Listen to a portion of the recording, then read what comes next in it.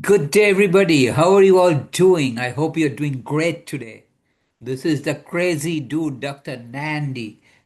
I have a YouTube channel where I have uploaded all kinds of travel videos as well as I have solved some math problems to help you out. So when you get a chance, please visit my channel, take a look at my YouTube videos on travel at different places of the world. I'm sure you will like some of those. But today we are going to work on a math problem.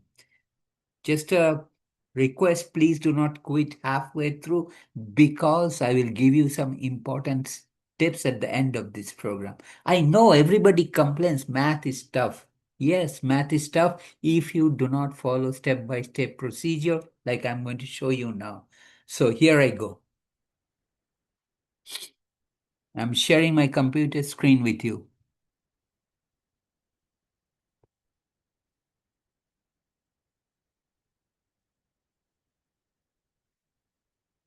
The summary statistics. So if I may bring this down a little bit.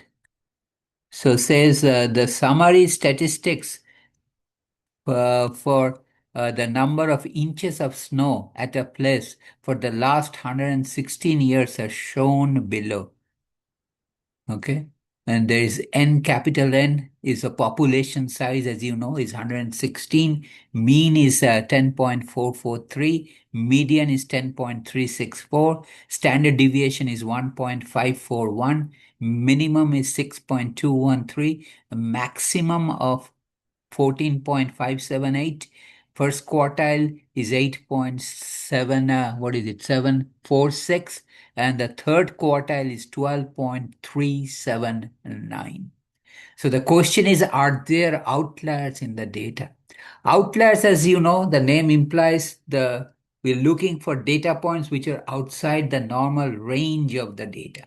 So how do we find if there is any outlier in the data?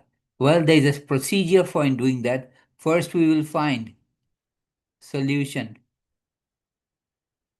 First, find the interquartile range. Interquartile range, which is the range of the middle 50% of the data. That is, it is Q3, third quartile, which is the 75th percentile minus the first quartile, which is 25th percentile. So it's 75 minus 25 is the middle 50%. In this case, it is 12.379 minus 8.746. And I will use my calculator to do this number crunching, which is 12.379 minus 8.746 is equal to, so actually it is 12.379 minus 8.746, and that is equal to 3 point, so that is equal to 3.683. 3.683 inches, of course. So this is the range of the middle 50% from Q1 to Q3. Now, what we do to find outliers, either way, on the left of Q1 and on the right of Q3, is to take this interquartile range and multiply. The interquartile range is given as IQR. Range is IQR is, in our case, 3.683. So next we multiply 1.5 times IQR. Okay, so 1 point, multiply the interquartile range with 1.5. So that means we have 1.5 multiplied by 3.683. And that is equal to 1.5 multiplied by 3.683 is equal to 5.5245. So let me write that clearly. 5.5245. 5.5245. Okay, what do we do with this number? 5 points. So we find out the lower boundary, lower boundary for outliers, which is Q1 minus 1.5 times IQR. Or in our case, Q1, remember, is 8.746 minus 5.5245. And that is equal to 8.746 minus 5.5245.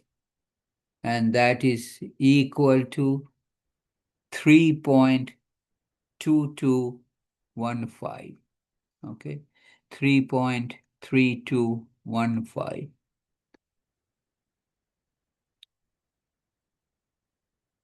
However, our is minimum is given as 6.213, which is above the lower outlier boundary of because outlier boundary because 6.3213 is greater than 3.32515. Or in other words, if I move this up a little bit, there is no data point. There is no data point below. No, let me erase this. No data point. No data point. There is no data point below 3.3215. Hence, there is no outlier on the left. Hence, there is no outlier on the left side, on the left of, on the lower side, you might say. Okay. And there is a formula for the upper outlier boundary. Let's write down. So upper outlier boundary formula is upper outlier boundary is Q3, that's the third quartile, plus 1.5 times IQR. So what is our Q3? We have to take a look at that. Q3 is 12.379.